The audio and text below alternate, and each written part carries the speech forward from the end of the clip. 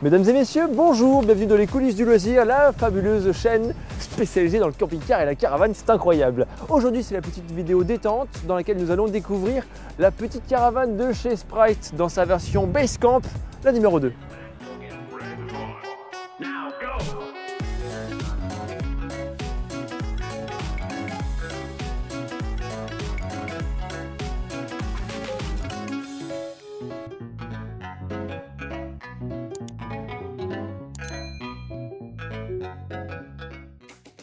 Alors, vous avez compris que sur cette chaîne, on est un peu connaisseur de camping-car et vraiment pas beaucoup connaisseur de caravane. Autant vous dire que la prononciation, tout ça, on va pas se compliquer la vie. Aujourd'hui, on découvre avec nos yeux.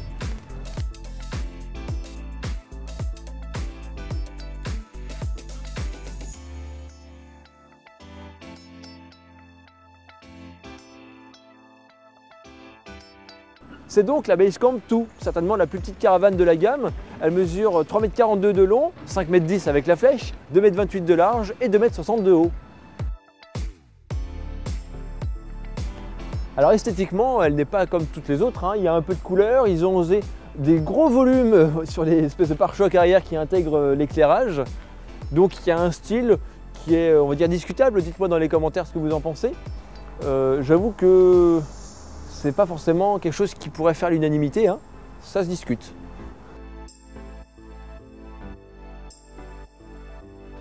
Cette petite caravane, elle offre tout de même une charge utile de 240 kg et un poids total autorisé sur la route à 1150 kg.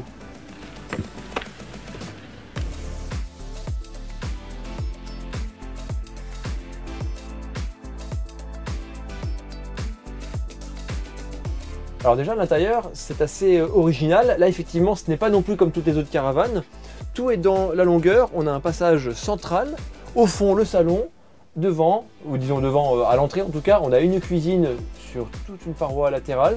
Et puis enfin, un bloc qui va combiner rangement et salle d'eau.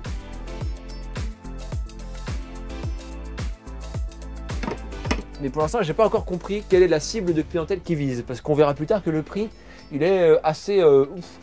Donc voilà, il faut le justifier avec quelque chose. Et donc c'est ce qu'on va essayer de chercher ensemble. La banquette, pour commencer. Bon, en tout cas, il y a de la largeur. On peut très facilement y loger à 4 avec beaucoup de confort. À 6, si on se sert un tout petit peu. Après, on a une table centrale qui est mobile. Et tu vois, j'aperçois ici, c'est quoi ça? Ok, il y a une petite table, une petite tablette. Alors, elle vient compléter quoi? C'est pas une rallonge, bah non, c'est pas le même niveau. Je crois que c'est quand le lit s'aménage. Ici, cette banquette, elle va se transformer en lit parce que c'est le couchage principal pour 2 ou même 3 personnes dans l'absolu, hein. C'est pas déconnant. Et puis, je pense que la petite tablette vient faire office de table de nuit, peut-être. Un autre point qu'on peut peut-être évoquer, c'est la lumière qui est offerte par cette grande baie frontale à la caravane. Elle arrive quasiment sur le plafond. Et là, du coup, ça apporte tout de suite une clarté et aussi un sentiment d'avoir une vue à l'extérieur qui est assez large. C'est vrai qu'il y a des caravanes qui ont des petits hublots et c'est pas tout à fait pareil, c'est un peu plus intimiste. Là, c'est assez aérien, voilà. Et du coup, elle s'ouvre, cette baie, et on a de quoi l'occulter, heureusement, et puis aussi une grande moustiquaire. Alors vu la longueur de la moustiquaire, ils ont dû mettre des raidisseurs intermédiaires pour venir soutenir cette toile, autrement il y a tout qui tomberait avec son poids. Ça fonctionne, mais ce n'est pas non plus parfait. Si je l'accompagne pas là, ça a plus de mal à rentrer, tu vois, ça fait un petit bourrelet, bon c'est du bricolage, mais voilà, il faut quand même avouer un petit peu ce qui n'est pas parfait. Cette banquette, elle est modulable, elle va certainement, je pense, utiliser les mousses de dossier pour venir se compléter au centre et ainsi obtenir le couchage. C'est la table du bas qui va se transformer, ben non, même pas. Comment ça marche ça? Ah si, voilà. Regardez-moi ça, c'est extraordinaire. C'est ce qu'on appelle des sommiers en peigne. C'est-à-dire qu'il y a une rallonge. Et si je tire ici, vous voyez, hop, je viens compléter mon complément. Enfin, je viens transformer du coup ma banquette en couchage. Ça, c'est donc la cuisine. Comme je l'avais dit, elle est assez spacieuse, tout en largeur. On a la plaque de cuisson, l'évier et puis une belle surface de plan de travail. Je ne sais pas s'il y a... Non, il n'y a pas de rallonge, mais il y a quand même un petit caisson libre pour mettre des affaires, prise de courant en 220 volts et puis prise USB. Ici j'ai quoi? Ah, regarde ça là, comme dans les cuisines modernes. J'aime bien quand l'évier il est par dessous le plan de travail, tu vois, t'as le plan de travail qui arrive par dessus là, et c'est assez esthétique. Après la plaque de cuisson, 3 feux c'est peut-être un petit peu excessif, mais au moins esthétiquement c'est réussi. En tout cas ça va bien, hein. L'ensemble va bien.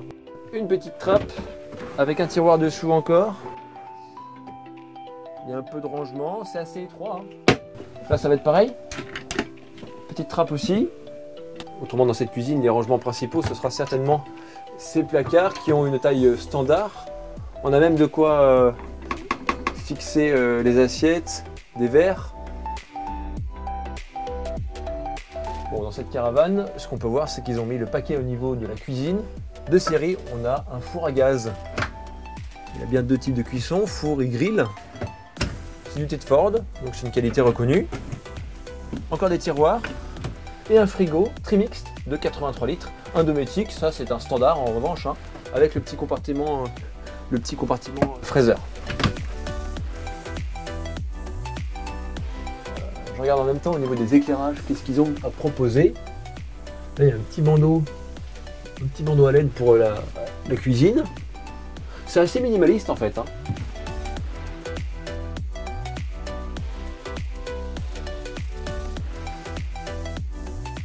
En bas on a donc des éléments techniques, on aperçoit le chauffe-eau et puis un bloc pour certainement alimenter le chauffe-eau d'un côté puis le chauffage de l'autre. Après on a quand même une commande. Mais non mais ça tient pas leur truc là. C'est catastrophique cette vidéo. Y'a rien qui va. Rappelle-moi, on n'est pas en fin de semaine? Non, on est pile au milieu. D'accord, donc y'a rien qui justifie que la vidéo parte en sucette. Si, le véhicule. Le véhicule part en sucette, mais nous ça va? Nous, bah moi ça va. Ah, écoute. Ouais, ça tient, en fait ça tient pas du tout quoi. Après ça, on a tout de même une commande plus conventionnelle qui va se trouver accessible dans la caravane pour activer le chauffe-eau et le chauffage avec un réglage de la température. Et après, on a du coup le panneau de contrôle général parce qu'on a une réserve de batterie. Alors, attends, qu'est-ce qu'il raconte là? Ah, on peut accéder au niveau de batterie de la voiture qui tracte la caravane. L'éclairage intérieur, ça c'est pour afficher certainement les niveaux. Et j'ai un éclairage extérieur qui doit être au niveau de la porte d'entrée.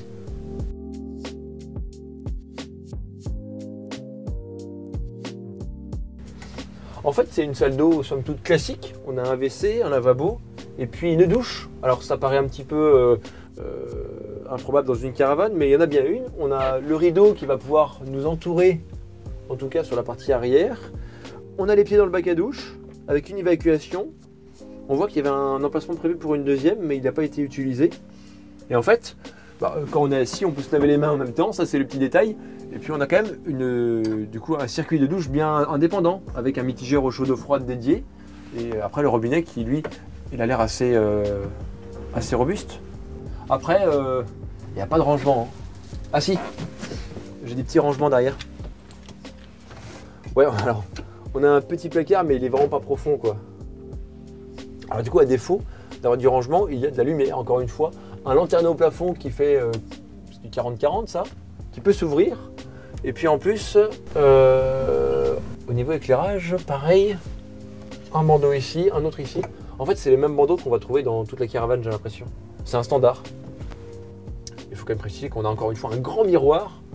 Je n'ai pas trop l'intérêt d'avoir un aussi grand miroir ici, sachant qu'il y en a déjà un sur l'extérieur. C'est joli, mais c'est pas non plus une finition de fou. Hein. Je veux dire, il y a des caravanes hobby par exemple qui ont un soin esthétique beaucoup plus poussé. Là, les jonctions, quand tu regardes, la finition, elle est vraiment brute. On aperçoit le silicone qui fait la jonction, enfin l'étanchéité du coin. C'est assez simple. Et pareil, là-haut, là, j'ai un truc bizarre. Il y a cette espèce de volume là, je sais pas pourquoi, c'est pas un placard. On dirait qu'il manque quelque chose. C'est bizarre. Ils auraient pu mettre une toile, tu sais, comme ils ont fait dans le salon. On est franchement dans la découverte et puis en fait, on donne notre avis en fonction de ce qu'on ressent, de ce qu'on voit avec nos propres yeux. Le but, c'est pas non plus de cracher dessus, mais on va quand même évoquer des petites problématiques ou des questions qui nous surviennent quand on la visite. Le but, c'est toujours d'essayer de comprendre quelle est la recherche du fabricant. Le fabricant, il veut vendre, c'est évident. Donc, comment faire ou quelle est la cible qu'il va choisir? C'est un peu ça que je suis en train de me poser depuis tout à l'heure. Il y a des choses qui sont sympas, la cuisine est top. Elle est très jolie, il y a de l'équipement.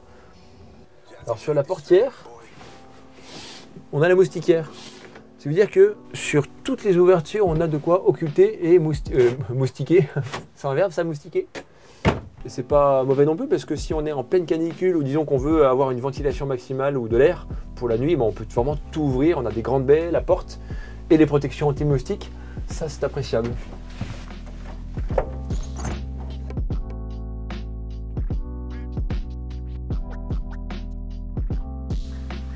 En éclairage, après j'ai ces petites liseuses. J'en ai une, deux. Ça me paraît pas beaucoup. Ah si, je l'avais pas vu. Regarde, venez voir. Venez voir ce qui se passe ici là. J'ai un petit ruban LED qui démarre du début et qui va jusqu'au bout, ou presque. En fait jusqu'au début de la cuisine quoi. Et là il y a de quoi faire un éclairage assez efficace. En tout cas, un bel éclairage d'ambiance. Je parie que j'ai la même chose. Eh oui, de ce côté. Sur toute la largeur. J'avais quand même noté 2-3 informations, à commencer par le prix. 29 395 €. Donc vous comprenez un petit peu l'état d'esprit dans lequel je suis au moment de découvrir la caravane.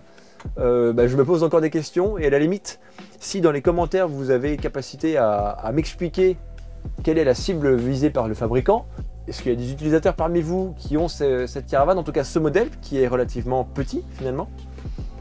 Le poids on a vu, le frigo on a vu, le four à gaz on a vu, on a un panneau solaire de 100 watts sur le toit, là aussi c'est de série, hein. Il n'y a rien qui est en option sur la caravane.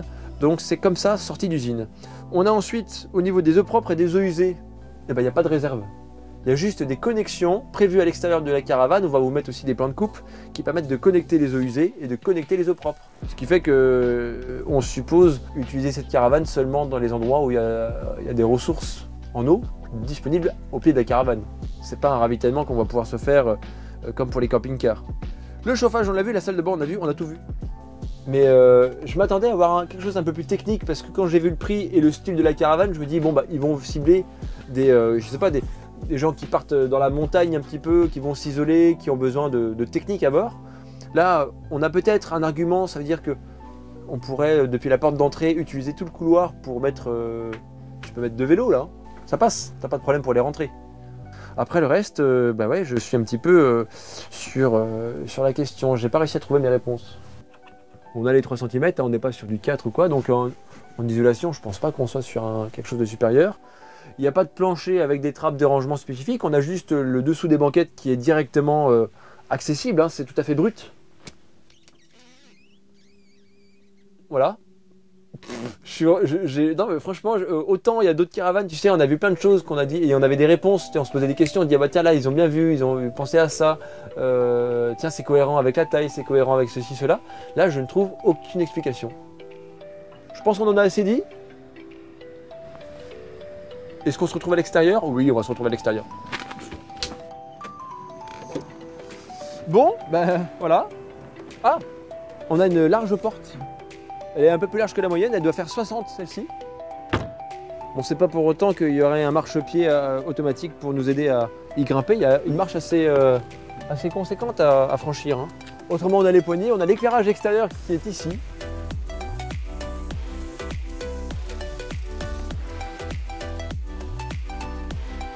Elle est intéressante à découvrir, mais je ne sais pas si elle est pertinente sur un marché de caravane actuel. En tout cas, j'espère que cette vidéo vous aura plu. Franchement, je suis désolé, je pensais avoir plus d'inspiration pour commenter les éléments qu'on y trouverait, mais il n'y a pas grand-chose finalement à évoquer. C'est vraiment vous dans les commentaires qui allez pouvoir compléter, disons, ou répondre peut-être à mes questions. Dans tous les cas, j'espère que cette vidéo vous aura plu. Abonnez-vous à la chaîne si ce n'est pas déjà fait. Et je vous souhaite une bonne continuation et à très bientôt dans les coulisses du loisir.